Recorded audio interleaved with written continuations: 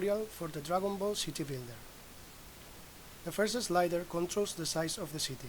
So if we move that slide and then press the button, the streets will be generated. If we increase the size, the map will be bigger. If not, it will be smaller. The next two sliders controls the density and the height of the buildings.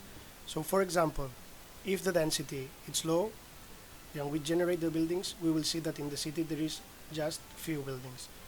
If we change the height, we can see that the height also changes.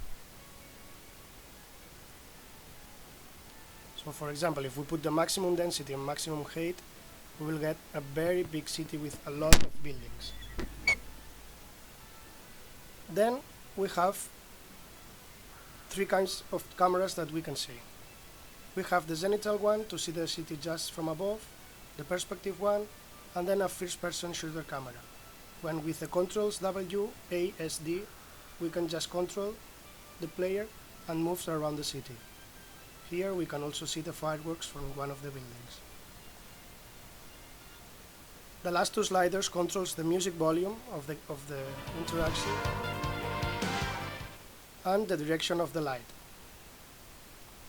The last button, it allows us to just put the day or night light.